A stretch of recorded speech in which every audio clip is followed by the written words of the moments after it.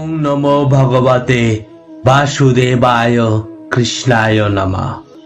শুরুতেই একটা কথা জেনে রাখুন, হরিনাম কৃষ্ণ নাম বড়ই মধুর, তাই যেজন কৃষ্ণ ভজে সে বড়ই চতুর।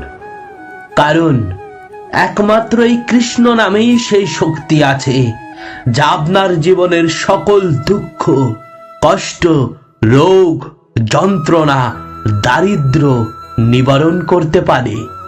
এই পৃথিবীতে কোনো সৃষ্টিতে সেই সুখ নেই যে সুখ শুধুমাত্র কৃষ্ণ নাম ভজন বা শ্রবণে পাওয়া যায়।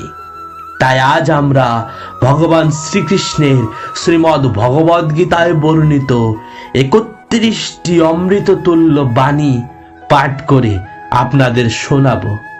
কথাগুলো মন দিয়ে শ্রবণ করুন, আপনার জীবন বদলে যাবে।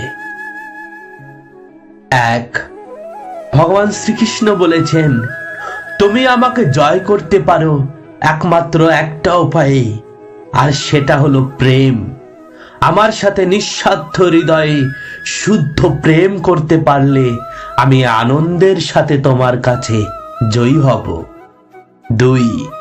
সর্বদা তোমার অভ্যন্তরীণ আত্মা তোমাকে যা বলে তুমি সেটাই পালন করো, কারণ আত্মাই হলো পরমাত্মা, আর পরমাত্মা কখনো তোমাকে কুপরামর্শ দেয় না। 3. আত্মধ্বংস এবং নরকের 3টি দরজা আছে, অর্থাৎ নিজেকে ধ্বংস করবার এবং নরকে যাবার জন্য 3টি দরজা আছে। সেটা হলো কাম, ক্রোধ এবং লোভ। 4. ভালো কাজের পূর্ণ কখনোই নষ্ট হয় না, কারণ চিত্রগুপ্তের খাতার লেখায় কখনো পরিবর্তন হয় না। তাই ভালো কাজের ফল ভালো আর খারাপ কাজের ফল খারাপ, এবং এই পরিণাম আপনাকে আলাদা আলাদাভাবেই ভোগ করতে হবে। 5.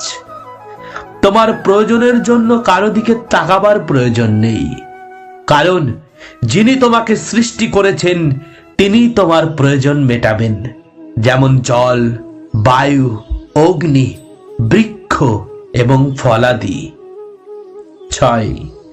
জীবনের লক্ষ্য স্থির রাখা খুবই আবশ্যক, কারণ লক্ষ্যহীন জীবন মানুষকে ভুল পথেই পরিচালনা করে। 7. বাস্তবে না পরিচয় মানুষের দেহের সাথে যুক্ত থাকে, না তো সম্পর্কের ভিত্তি তার দেহের সাথে যুক্ত থাকে। শুধুমাত্র মানুষের স্বভাব আর আচরণই তার কার্যই তার পরিচয়। 8. সমুদ্র হোক বা সংসার, যে ধর্মের নৌকা প্রস্তুত করে সে ঠিকই পার হয়ে যায়। 9. এই সংসারে আজকে যেটা তোমার, কালকে সেটা অন্য কারো ছিল, পরশু সেটা আবার অন্য কারো হবে। তুমি এই সংসারে খালি হাতে এসেছিলে, আর খালি হাতেই তোমাকে ফিরতে হবে। 10. পৃথিবীতে কেউই পরিপূর্ণ নয়। কোকিলকে কণ্ঠ দিয়েছি, কিন্তু তার রূপ কেড়ে নিয়েছে। রূপ পেল ময়ূর, কিন্তু তার ইচ্ছা কেড়ে নিয়েছে। ইচ্ছা দিল মানুষকে, কিন্তু তার সন্তুষ্টি কেড়ে নিয়েছে। সন্তুষ্টি দিল সাধুকে, কিন্তু তার সংসার কেড়ে নিয়েছে। 11. সময় কখনো মানুষের নির্দেশিত পথে চলে না, মানুষকেই সময়ের নির্দেশিত পথে চলতে হয়। 12. ধর্মের উপদেশ দেওয়া যায়, কিন্তু আদেশ কখনোই দেওয়া যায় না, কারণ সকলকে স্বয়ং ধর্ম নিজেকেই নিশ্চিত করতে হয়। 13. চরিত্রের পরীক্ষা তখনই হয় যখন কোনো মানুষ অপরিচিত কারোর সংস্পর্শে আসে। 14. সুগন্ধ, দুর্গন্ধ এবং মানুষের স্বভাব কখনোই গোপন থাকে না। 15. জয়ের জন্য বলের চেয়ে অধিক ছলের প্রয়োজন হয়, তবে অবশ্যই সেখানে দেখার প্রয়োজন আছে যে ছল যেন অবশ্যই ধর্মপথেই হয়। 16. যারা শত্রুর শত্রু হয় তাদের সাথে বন্ধুত্ব করতে হয়।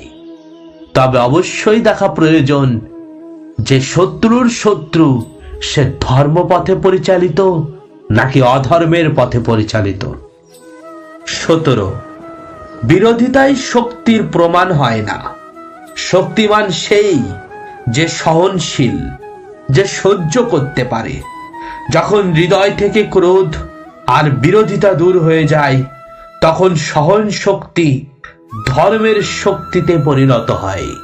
18, ক্রোধ থেকে প্রতিশোধের জন্ম হয় আর ধর্ম থেকে ন্যায় জন্মায়। তোমার জীবনেও যদি এমন সময় আসে যখন তোমার উপর কোনো অন্যায় হয়, তবে ন্যায় করবার পূর্বে নিজের ক্রোধের উপর অঙ্কুশ অবশ্যই রেখো। 19, মানুষ এই ভ্রমে থাকে যে সে সকল কাজ স্বয়ং নির্ণয় করছে, কিন্তু চোখে আবেগের অবকুণ্ঠন বেঁধে যারা আছে তারা স্বয়ং নির্ণয় কি করে করতে পারে?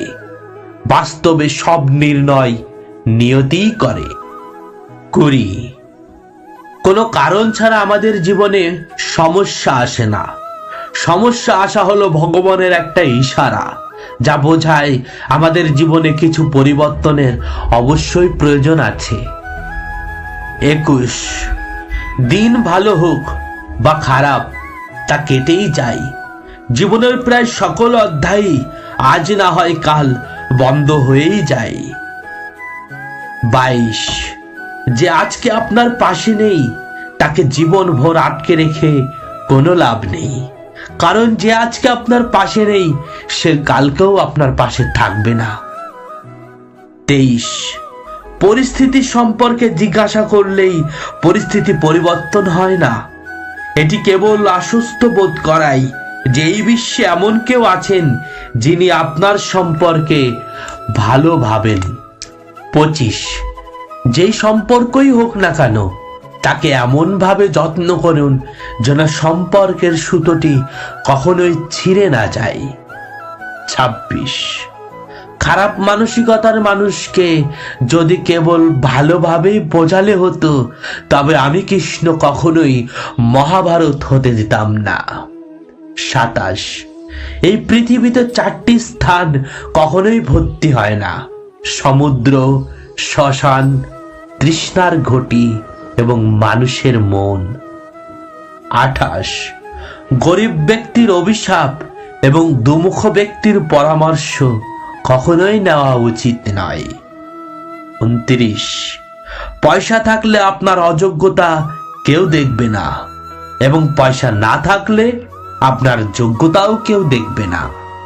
30, যেরকম একটু ওষুধ অনেক ভয়ানক ব্যাধি বা ব্যথা কমাতে পারে, তদ্রূপ একটু ভগবানের চিন্তা, একটু কৃষ্ণের নাম জপ আপনার মনের কষ্ট দুঃখকে কমিয়ে দিতে পারে।